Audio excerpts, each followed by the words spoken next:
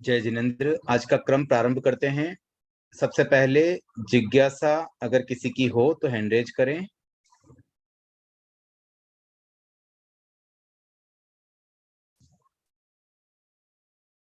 हाँ, रेखा जी।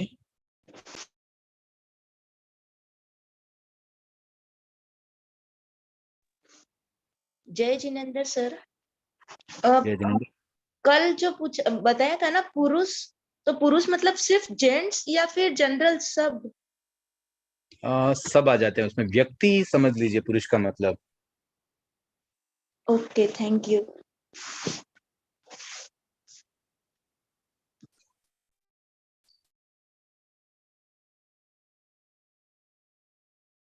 हाँ, प्रभा जी।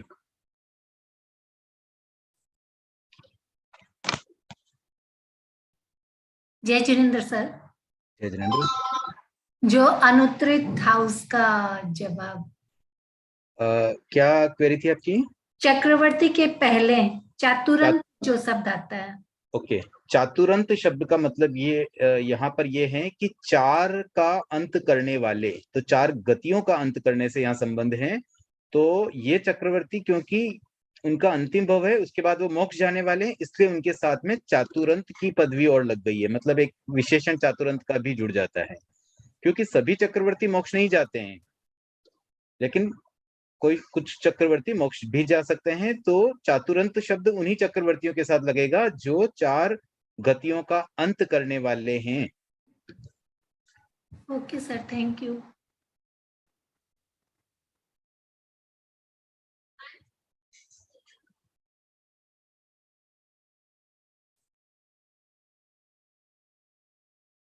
और कोई जिज्ञासा शायद नहीं है।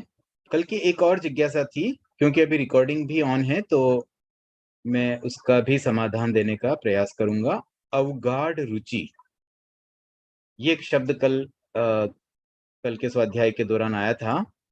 तो इसका जो अर्थ है ना वो है कि थोड़ा डिटेल में स्टडी करना। तो यहाँ पर द्वादशांगी की स्टडी से संबंधित है, मतलब आगम का गहन अध्ययन करना और फिर उसके द्वारा रुचि जागती है।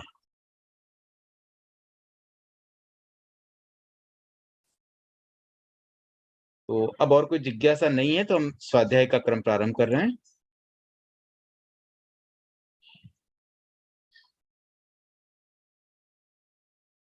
सूत्र संख्या 69 और अध्याय या स्थान या चैप्टर जो भी कह दे, चौथा चल रहा है, फोर्थ। यहाँ विशेष शुक्ल ध्यान का है। ऑलरेडी हम 3 ध्यान के बारे में बात कल कर चुके थे। तो शुक्ल ध्यान के जो 4 प्रकार हैं उनके स्वरूप, लक्षण, आलंबन और अनुप्रेक्षा, ये 4 बातें यहाँ पर आ रही हैं। सबसे पहले 4 प्रकार देखिए। आर्त ध्यान, रौद्र ध्यान, ये दोनों अप्रशस्त है, और इसी प्रकार से धर्म्य और शुक्ल ये प्रशस्त हैं, अच्छे ध्यान है, करने योग्य हैं। लेकिन हमारे लिए शुक्ल ध्यान करना संभव नहीं है, हम केवल धर्म ध्यान ही कर सकते हैं अच्छे ध्यान में। तो धर्म ध्यान पर हमने कल काफी चर्चा की थी। अब हम शुक्ल ध्यान को समझ रहे हैं, तो इसको आगे बढ़े, शुक्ल ध्यान के बारे में थोड़ा अंदर जाएं, उससे पूर्व इस बात को पहले समझ लेते हैं कि शुक्ल ध्यान के पात्र कौन, ऐसे कौन व्यक्ति है जो शुक्ल ध्यान कर सकते हैं, कब करते हैं, किन परिस्थितियों में ये होता है। तो देखिए, इसके जो 4 प्रकार है उसमें से प्रथम 2 प्रकार ये शुक्ल ध्यान होता है श्रुत केवली के। श्रुत केवली का मतलब 14 पूर्व धर, जिनको 14 पूर्वों का ज्ञान हो वो होते हैं श्रुत केवली। और श्रुत केवली में भी सभी नहीं, वो स्पेसिफिक जो अनुत्तर विमान में जाने वाले हैं, मतलब जिनकी आगामी गति अनुत्तर विमान की हो, केवल वे ही 14 पूर्व ज्ञानी इस प्रथम 2 शुक्ल ध्यानों को कर सकते हैं। अंतिम 2 ध्यान केवली कर सकते हैं। कौन से केवली? जो केवल ज्ञानी हैं, जिनका आत्मज्ञान से उन्हें केवल ज्ञान है। और श्रुत केवली तो श्रुत पर बेस्ड है, पढ़ लिया इतना कि केवल ज्ञान के समकक्ष है।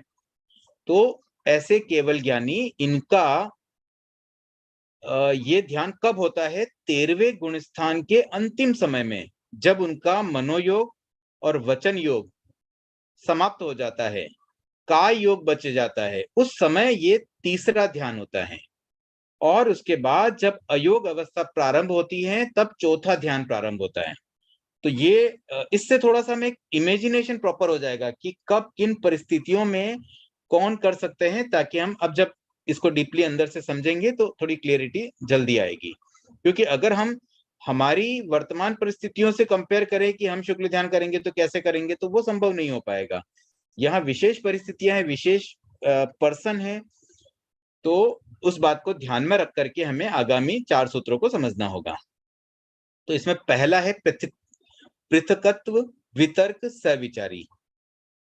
तो इनमें 3 शब्द आ रहे हैं, पृथकत्व, वितर्क और सविचारी। ये जो 3 शब्द हैं इनको समझ लेते हैं। पृथकत्व का मतलब अलग अलग पर्याय, मल्टीपल पर्यायों पर ध्यान करना। उसके बाद वितर्क, वितर्क शब्द का मतलब क्या हो रहा है, पहले का जो श्रुत ज्ञान है, पहले का जो नॉलेज है, उसका आलंबन लेना। मतलब लॉजिकली कोई बात पहले से हमें ध्यान है, उसके अकॉर्डिंगली उस बात पर हम चिंतन कर रहे हैं, उससे कंपेयर करके या किसी भी तरीके से। और तीसरा शब्द है सविचारी। सविचारी का मतलब होता है विचार पूर्वक। तो विचार कैसे होता है कि हम किसी एक विषय पर चिंतन कर रहे हैं, एक प्रकार से चिंतन कर रहे हैं। जैसे हम किसी शब्द पर चिंतन कर रहे हैं और उसके अर्थ पर चले जाना, तो शब्द से अर्थ पर जाना, अर्थ से पुनः शब्द पर आ जाना। इसी प्रकार से योगों में संक्रमण होता है, मनोयोग। जैसे मन में सोच रहे हैं, सोचते सोचते बोलने लग गए, शरीर से कोई क्रिया करने लग गए, मतलब 3 जो योग होते हैं, मन वचन काय, उनमें आपस में संक्रमण। तो इस तरीके से जहां पर संक्रमण हो वो सविचारी है। अब इन 3 शब्दों से हम इसका अर्थ समझने का प्रयास करेंगे। तो पृथकत्व में क्या होता है, एक द्रव्य उनके अनेक पर्यायों पर चिंतन होता है और संक्रमण के साथ, क्योंकि सविचारी है। तो कभी जो ध्यान करने वाला व्यक्ति है वो मतलब योगों में संक्रमण कर लेता है, शब्द अर्थ में संक्रमण कर लेता है, उसके अलग अलग पर्यायों में संक्रमण समझ सकते हैं कि एक पर्याय की बात सोच रहा है, फिर दूसरे पर्याय पे चला जाए, तीसरे पे चला जाए, ऐसे अनेक पर्यायों पर विचार करना। तो ये हो गया प्रथम प्रकार का शुक्ल ध्यान। फिर दूसरा जो है उसमें अगेन उन्हीं शब्दों में पृथकत्व की जगह यहाँ आ गया एकत्व, यानी कि एक। तो यहाँ एक क्या लेंगे हम, एक पर्याय। तो किसी एक द्रव्य की एक पर्याय पर ही चिंतन हो रहा है। और वितर्क है, यानी कि पूर्व श्रुति ज्ञान का आलंबन यहाँ भी लिया जा रहा है। और अविचारी है, यानी कि संक्रमण नहीं होगा। संक्रमण का मतलब शब्द से अर्थ में जाना या एक योग से दूसरे योग में जाना, वैसा नहीं। जिस पर है उस पर पूरी एकाग्रता के साथ। तो ये हो गया एकत्व, वितर्क, अविचारी, दूसरे प्रकार का शुक्ल ध्यान। ये दोनों प्रकार के ध्यान 14 पूर्व धारी करते हैं जो अनुत्तर विमान की ओर गतिमान हो। उसके बाद है सूक्ष्म क्रिया अनिवृत्ति। अब ये जो ध्यान है ना, ये इसका मैंने बताया जैसे कि मनोयोग, वचन योग जब समाप्त हो जाते हैं, देखिए 13वें गुणस्थान के अंतिम समय में योग समाप्त होता है और फिर 14वां गुणस्थान अयोगी केवली प्रारंभ होता है। तो अयोगी केवली प्रारंभ होने से पूर्व 1 बाय 1 सारे योग समाप्त होते हैं। तो 2 योग समाप्त हो गए, काय योग अभी भी है। उस समय श्वास भी चलती है, श्वासोच्छ्वास भी है, तो सूक्ष्म क्रिया के रूप में श्वास आदि को हम ले सकते हैं। तो वो सूक्ष्म क्रिया जिस समय चल रही है उस समय होने वाला ये तीसरा प्रकार का ध्यान है। और चौथा प्रकार का ध्यान संपूर्ण अयोग की अवस्था में होता है, उसमें मन वचन काय की प्रवृत्ति नहीं होती है, फिर भी इसको ध्यान कहा गया है। ये भी एक विचारणीय बिंदु है। हम अक्सर ध्यान में ये समझते हैं कि किसी एक पर केंद्रित होना, एकाग्रत होना, लेकिन यहाँ तो उसकी कोई क्रिया ही नहीं है, अयोग की स्थिति में ये ध्यान होता है। और ये ध्यान अप्रतिपाती है, मतलब कभी समाप्त न होने वाला। ये ध्यान कंटिन्यू होता है और उसके बाद सीधे मोक्ष चले जाते हैं जी। तो अब इसके लक्षण देख लेते हैं। शुक्ल ध्यान के 4 लक्षण हैं। पहला है अव्यक्त क्षोभ का अभाव। मतलब क्षोभ का मतलब होता है व्याकुलता। तो व्याकुलता का अभाव होगा तभी शुक्ल ध्यान संभव है। असम्मोह मतलब मूढ़ता का अभाव, मोह का अभाव। वहां पर मोह बहुत कम होता है। तो मोस्टली 14 पूर्वधारी के केस में भी मोह का उपशम होता होगा, तभी वो ध्यान संभव है। और उपशम है तभी वो अनुत्तर विमान को प्राप्त कर पाते हैं। एंड जो केवल ज्ञानी है वे तो वैसे ही मोह को क्षीण कर चुके हैं, तो यहाँ पर मोह का अभाव होना चाहिए। और फिर एक विवेक होना चाहिए, शरीर और आत्मा के भेद का ज्ञान, कि शरीर अलग है आत्मा अलग है, इसका ज्ञान होना भी आवश्यक है। और चौथा जो इसका लक्षण है व्युत्सर्ग, यानी कि अनासक्त भाव, शरीर और उपधि के प्रति अनासक्त भाव होना। उसके बाद 4 आलंबन है शुक्ल ध्यान के। ये जो 4 आलंबन है, शांति, क्षमा, मुक्ति, निर्लोभता, आर्जव, सरलता, मार्दव, मृदुता, ये जो 4 कषाय होते हैं, क्रोध, मान, माया, लोभ, इनको दूर करने के ये उपाय हैं। तो शांति और क्षमा के द्वारा क्रोध को उपशांत किया जा सकता है। मुक्ति और निर्लोभता के द्वारा लोभ को शांत किया जा सकता है। आर्जव और सरलता के द्वारा माया को दूर कर सकते हैं। मार्दव और मृदुता के द्वारा मान को दूर कर सकते हैं। तो इनडायरेक्टली ये 4 चीजें, 4 कषायों, तो अल्टीमेटली मोह पर ही अटैक है यहाँ भी, कि मोह से दूर होना आवश्यक है। इन 4 आलंबनों से मोह अपना आप चला जाएगा, तभी शुक्ल ध्यान हो पाएगा। और फिर उसकी जो 4 अनुप्रेक्षाएं हैं, उसमें है एक तो अनंत वृत्तिता। तो ये जो है अनंत वृत्तिता, इसमें क्या होता है, संसार की जो परंपरा है वो अनंत चलती रहती है, उस पर चिंतन करना कि कैसे एक भव से दूसरे भव में। फिर विपरिणाम अनुप्रेक्षा, वस्तुओं के विविध परिणामों का चिंतन करना, मतलब कोई भी वस्तु से क्या क्या चीजें पॉसिबल है, उस पर चिंतन। और फिर एक है अशुभ अनुप्रेक्षा, पदार्थों की अशुभता का चिंतन करना, मतलब किस चीज में क्या अशुभ है, क्या नेगेटिव पॉइंट है। और अपाय अनुप्रेक्षा में दोषों पर चिंतन करना। अपाय का अर्थ होता है दोष, तो दोषों पर चिंतन, जैसे आश्रव, मिथ्यात्व आदि, ये जो दोष है उसकी अनुप्रेक्षा करना। उसके आगे है देव स्थिति पद। तो देवताओं की स्थिति के बारे में, पद मर्यादाओं के बारे में, कि कौन से देवता का क्या पोजीशन रहती है, तो उसमें 4 प्रकार बताए गए हैं। एक होता है राजा स्थानीय, जो सबसे ऊंचे हैं। फिर एक अमात्य होते हैं, देन शांति कर्म करने वाले पुरोहित आदि, और फिर एक होते हैं प्रज्वलन मंगल पाठक। तो ये 4 कैटेगरी है, बहुत ज्यादा इसमें डिटेल में जाने जैसा नहीं है। आगे बढ़ते हैं। संवास पद, संभोग करने के 4 मेथड यहाँ बताए गए हैं। 4 परिस्थितियां, कौन किसके साथ कर सकता है। तो देव देवी के साथ संभोग करते हैं, देवता और देवी के बीच में जो होता है, एक वो हो गया। दूसरा देव मनुष्य नारी या तिर्यंच स्त्री, मतलब मनुष्य गति के जीवों के साथ, उसमें जो स्त्री होती है मनुष्य की या तिर्यंच की, उनके साथ भी देवता संभोग करते हैं। ये एक दूसरी परिस्थिति हो गई। और तीसरा ये होता है जिसमें मनुष्य या तिर्यंच देवी के साथ संभोग करते हैं। और चौथी परिस्थिति में मनुष्य या तिर्यंच मनुष्य स्त्री या तिर्यंच स्त्री के साथ संभोग करते हैं। तो ये 4 संभोग के प्रकार यहाँ बताए गए हैं। उसके बाद है कषाय पद। 4 प्रकार के कषाय होते हैं, क्रोध, मान, माया, लोभ। इसका अर्थ तो जनरली सब जानते ही हैं, तो हम आगे बढ़ते हैं। ये सभी दंडकों में होता है। उसके बाद में क्रोध चतु प्रतिष्ठित होता है, मतलब 4 तरीके से ये उत्पन्न होता है। तो इनके 4 मेथड क्या क्या, एक तो होता है आत्म प्रतिष्ठित, मतलब स्वयं अपने ही निमित्त से उत्पन्न हो जाता है, वहां पर कोई दूसरा निमित्त न बने। और दूसरा है पर प्रतिष्ठित, जहां दूसरा कोई निमित्त बने। जैसे अब कोई व्यक्ति बैठा है, कोई आकर के कुछ करके गया, तो उसके निमित्त से क्रोध आ गया, क्रोध उत्पन्न होने का कारण कोई और था। और एक होता है बैठे बैठे ही क्रोध आ जाता है, मतलब मन ही मन ऐसे ही पूर्व कर्म के उदय से जो बंधे हुए कर्म हैं वो जब जाग जाते हैं, उदय में आ जाते हैं, तो ऑटोमेटिकली क्रोध आ जाता है। तो वहां आत्म प्रतिष्ठित है और ये पर प्रतिष्ठित है। उसके बाद एक तदुभय प्रतिष्ठित होता है, जहां पर दोनों एक साथ उत्पन्न होते हैं। और चौथा एक अप्रतिष्ठित होता है, जो मोहनीय कर्म के उदय से होता है, लेकिन वो उदय कैसा है, प्रदेशोदय है, मतलब वहां कोई उसका रिफ्लेक्शन नहीं है, बस अंदर ही अंदर वो क्रोध आया और शांत हो गया। वो अप्रतिष्ठित है, मतलब वो नजर भी नहीं आता है।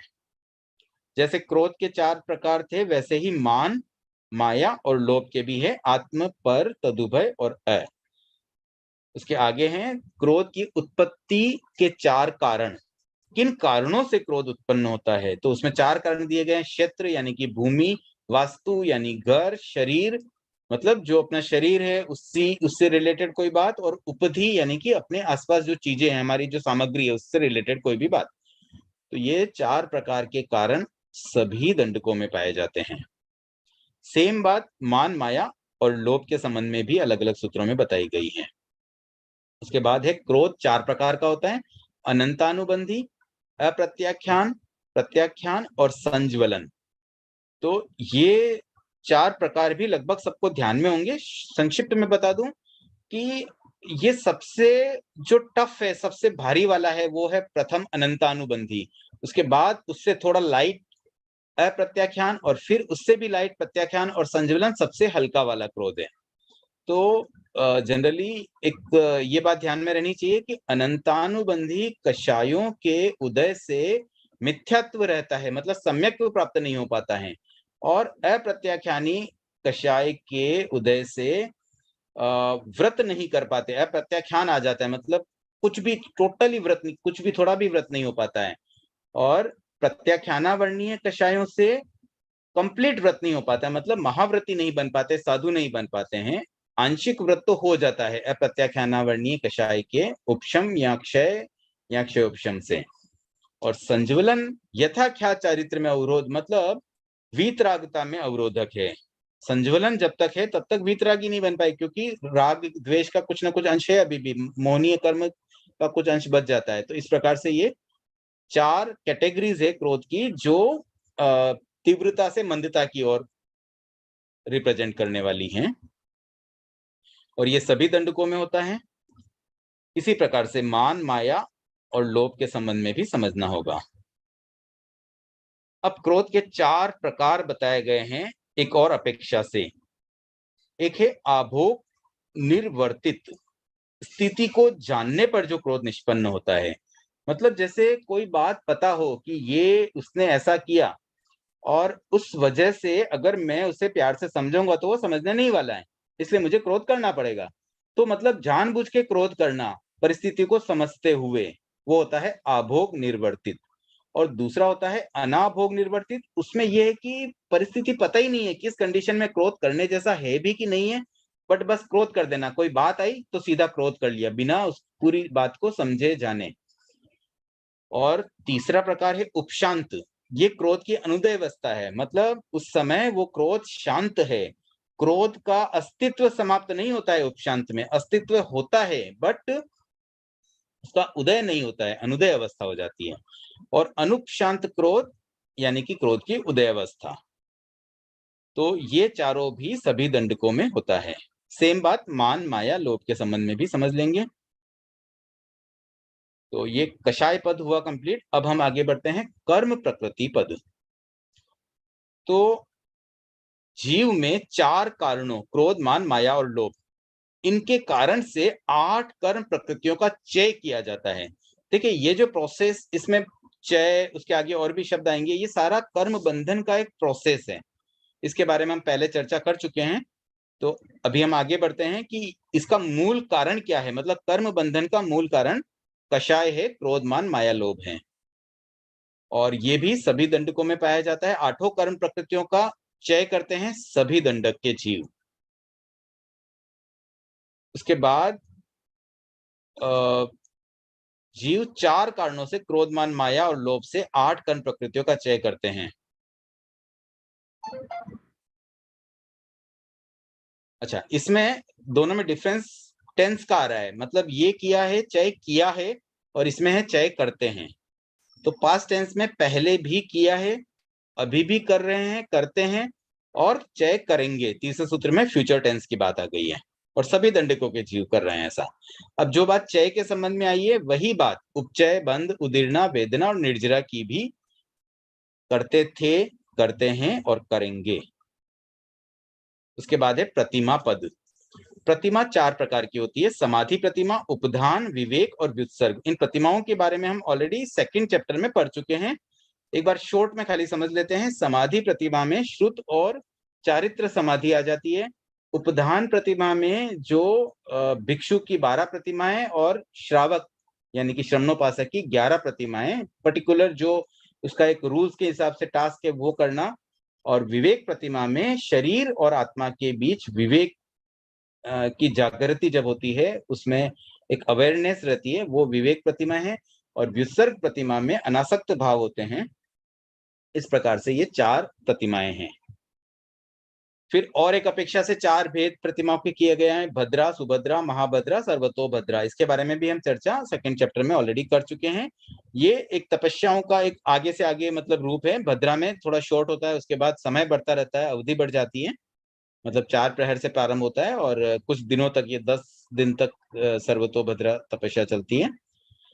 उसके बाद प्रतिमा के 4 प्रकार और बताए गए हैं। क्षुल्लक प्रश्रवण प्रतिमा, महत प्रश्रवण प्रतिमा। ये आजकल तो इस तरह की प्रतिमा नहीं होती है। क्षुल्लक का मतलब होता है छोटा, महत का मतलब है बड़ा, और प्रश्रवण मतलब जो जैसे यूरिन आदि जो प्रश्रवण करते हैं उससे रिलेटेड ये है कुछ चीजें, तो इसके अभी बहुत ज्यादा डीप में मैं नहीं जाना चाहूंगा। उसके बाद यव मध्य और वज्र मध्य। अब यव क्या होता है? जौ का दाना। जौ कैसे, जौ का शेप कैसे होता है? स्टार्टिंग में एकदम मतलब पतला रहता है, बीच में आते आते मोटा हो जाता है और साइड में वापस लास्ट में जाके पतला हो जाता है। तो इसमें यव मध्या तपस्या करने का एक तरीका होता है। जैसे मान लीजिए कोई 1 महीने की तपस्या कर रहे हैं, तो स्टार्टिंग जब करेंगे ना, तो शुरू में तो तपस्या शॉर्ट रहेगी, मतलब अधिक मतलब बीच में जाके तपस्या बड़ी होनी चाहिए। तो शुरू में ज्यादा अन्न ले रहे हैं, उसके बाद धीरे धीरे तपस्या बड़ी होती जाती है, मध्य में आते आते तपस्या एकदम हाईएस्ट कैटेगरी पे आ जाती है और फिर धीरे धीरे कम हो जाती है। जैसे फॉर एग्जांपल प्रथम दिन 15 कवल आहार किया, फिर दूसरे दिन 14 कवल किया, फिर तीसरे दिन 13 कवल किया। एक एक कवल मतलब एक एक और कम करते जाना आहार का, और फिर बीच वाले टाइम पे बिल्कुल कवल 0 हो जाएगा, मतलब बिल्कुल उपवास हो गया, और फिर धीरे धीरे वापस बढ़ाना।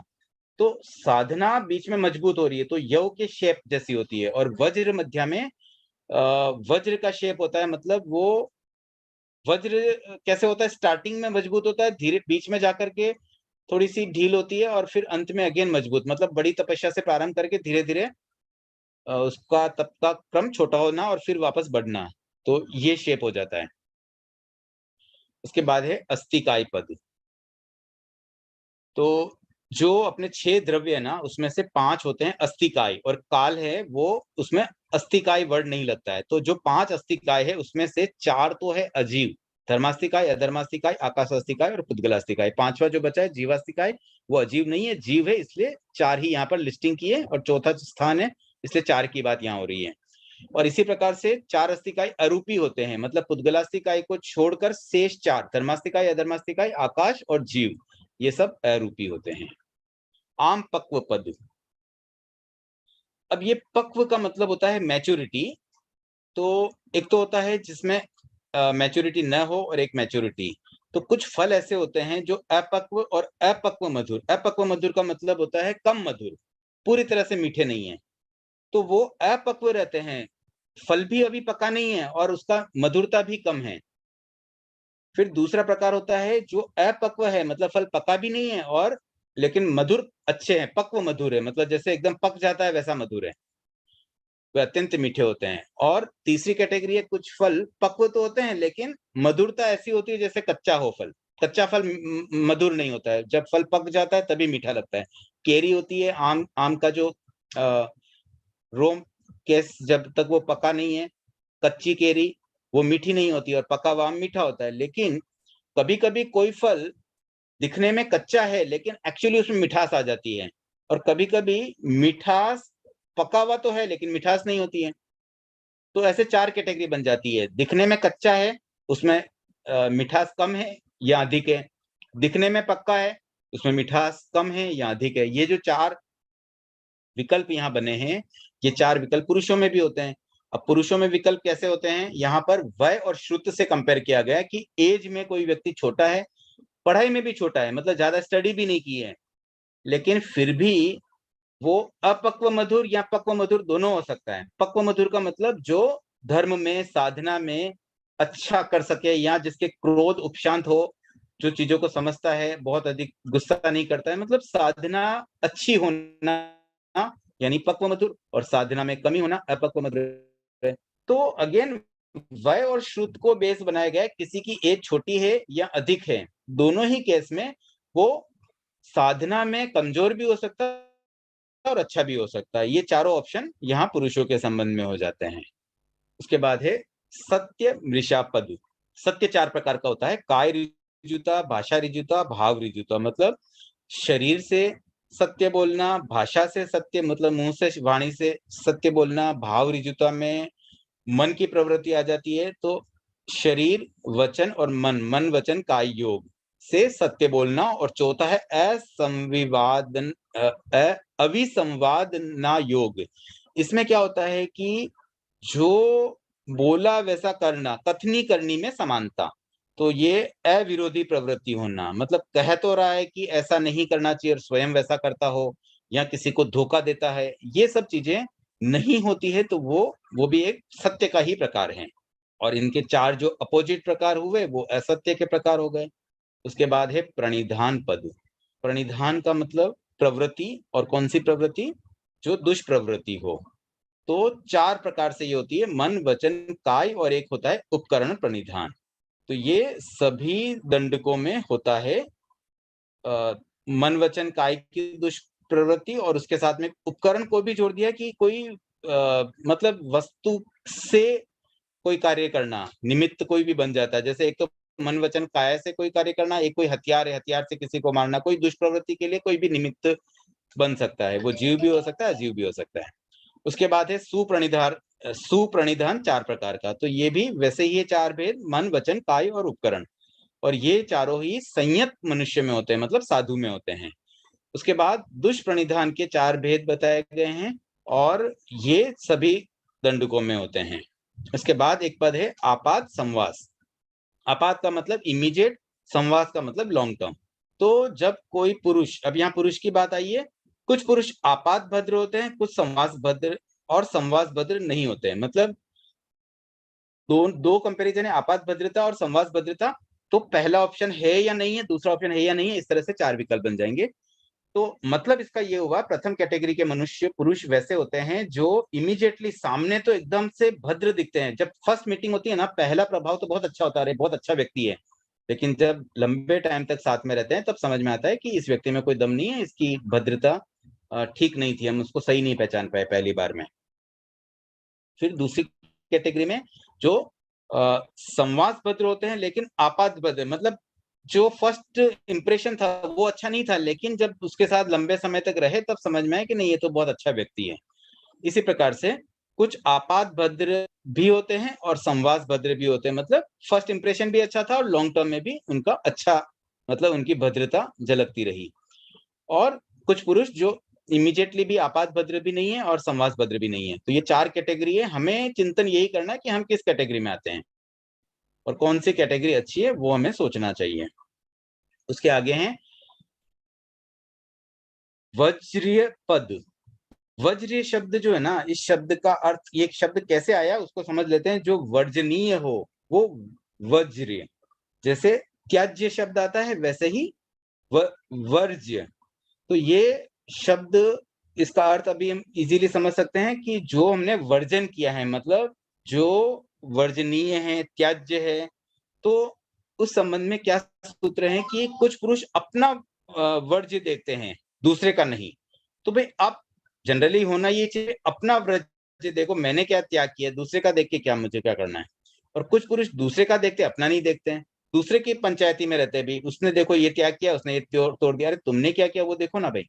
तो कुछ का वैसा नेचर होता है। इसी प्रकार से कुछ पुरुष अपना भी देखते हैं, दूसरे का भी, और कुछ न अपना देखते हैं न दूसरे का। सेम इसी बात में उदीर्णा से संबंधित है कि उदीर्णा करते हैं। उदीर्णा का मतलब पुरानी बातों को याद करना, भाई तुमने ऐसा किया था, मैंने ऐसा किया था। तो वो उदीर्णा कुछ अपनी अपने वृज्य की, कुछ दूसरे के वृज्य की, अपने की करते हैं दूसरे की नहीं करते हैं, अपने की करते हैं दूसरे की भी करते हैं, अपने की नहीं करते दूसरे की करते हैं, और अपने की भी नहीं करते दूसरे की भी नहीं करते। इस तरह से ये चार बातें उदीर्णा के संबंध में, वर्ज्य के संबंध में ही है। उसके बाद यही बात उपशमन के संबंध में है। फिर आगे है लोकोपचार विनय पद। तो पुरुष चार प्रकार के होते हैं। कुछ पुरुष अभ्युत्थान करते हैं किंतु करवाते नहीं। अभ्युत्थान का मतलब होता है उठना, जागृत होना, काम पे लग जाना। तो ये आत्मा के संबंध में, मतलब आत्मा का अभ्युत्थान करना, आत्मा को उठाना, साधना में लग जाना, वैसा जागरूकता। तो यहाँ पर भी वही चार बातें हैं। कुछ पुरुष अभ्युत्थान करते हैं लेकिन करवाते नहीं है, कुछ करवाते हैं लेकिन करते नहीं है, कुछ करते भी है करवाते भी हैं, और कुछ न करते हैं न करवाते हैं। सेम यही बात वंदना के संबंध में है। कुछ पुरुष वंदना करते हैं लेकिन करवाते नहीं है, कुछ करवाते हैं लेकिन करते नहीं है, कुछ करते भी है करवाते भी है, और कुछ न करते हैं न करवाते हैं। यही बात सत्कार के संबंध में है, फिर सम्मान के संबंध में है, फिर पूजा के संबंध में है। तो इन सूत्रों को पढ़कर हमें ये समझना है कि हम किस कैटेगरी में आते हैं, और कहीं कुछ कमियां हैं तो उसे हम दूर कर सकें। वो सब सेल्फ समझने की बात है, सेल्फ चिंतन की बात है। पढ़ने के बाद अगर हम चिंतन करेंगे तभी कुछ इम्प्लीमेंटेशन पार्ट भी हमारे जीवन में आ पाएगा। अब आगे है स्वाध्याय पद। तो थोड़ा सा और कर लेते हैं, समय थोड़ा कम है लेकिन जिज्ञासाएं शायद इतनी नहीं आएगी, सरल विषय हैं। पुरुष 4 प्रकार के होते हैं। कुछ दूसरों को पढ़ाते हैं। अब ये स्वाध्याय से संबंधित सारी बातें आ रही है, जो भी शब्द आ रहे हैं उसको स्वाध्याय से लिंक करना है हमें। तो कुछ तो दूसरों को पढ़ाते हैं लेकिन दूसरों से पढ़ते नहीं है, कुछ दूसरों से पढ़ते हैं लेकिन दूसरों को पढ़ाते नहीं है, कुछ दूसरों को पढ़ाते भी हैं दूसरों से पढ़ते भी हैं, और कुछ न दूसरों से पढ़ते हैं न दूसरों को पढ़ाते हैं। अब यही बात प्रतीक्षा के संबंध में, प्रतीक्षा का मतलब यहाँ उपसंपदा दिया गया है। मुझे लगता है ये रिवीजन से संबंधित बात होनी चाहिए। तो कुछ पुरुष प्रतीक्षा करते हैं किंतु करवाते नहीं, फिर करवाते हैं करते नहीं, करते भी हैं करवाते भी हैं, न करते हैं न करवाते हैं। फिर यही बात प्रश्न पूछने से संबंधित है, और सेम बात व्याकरण यानी कि उत्तर देने से संबंधित है। और फिर एक और सूत्र जो स्वाध्याय से संबंधित है, कुछ अलग तरीके से है। इसमें ये दिया गया है कि कुछ पुरुष सूत्रधर होते हैं, कुछ अर्थधर होते हैं, कुछ अर्थधर होते हैं लेकिन सूत्रधर नहीं होते हैं, और कुछ दोनों होते हैं, कुछ दोनों ही नहीं होते हैं। तो सूत्रधर अर्थधर का मतलब आगम के जो सूत्र, मूल सूत्र, अभी हम जो स्वाध्याय कर रहे हैं वो एक तरह से अर्थ का स्वाध्याय चल रहा है। मूल सूत्र, मूल जो कंटेंट है, जो यहाँ टेक्स्ट लिखा गया है वो एक्चुअली सूत्र है। भाषा हिंदी आ गई है लेकिन भाषा बदलने से भी वो है तो सूत्र ही। वैसे हम एक अपेक्षा से मूल जो प्राकृत में लिखे हुए सूत्र को ही सूत्र मानते हैं, लेकिन भाषा बदलने से भी वैसे वो सूत्र ही कहलाएंगे। और एक इसका अर्थ जानना, समझना, उसका भावार्थ समझना, वो अर्थ हो जाता है। तो कुछ को सूत्र पता होते हैं, अर्थ भी पता होते हैं, इस अपेक्षा से ये 4 बातें यहाँ पर आ रही हैं। अब आगे जो लोकपाल पद है, इसको कल करने का भाव है, जिज्ञासाएं आमंत्रित है।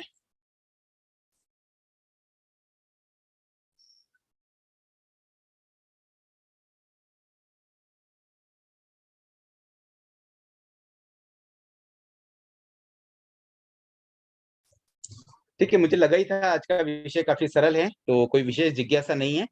तो आज के लिए हम इतना ही रखते हैं। पूर्व जिज्ञासाएं लगभग सब उत्तरित हो गई है, और कोई जिज्ञासा अगर रह गई हो तो आप रचना जी या मुझे सीधा भी भेज सकते हैं, और कोई बाकी भी रहे तो आप अगले दिन भी पूछ सकते हैं।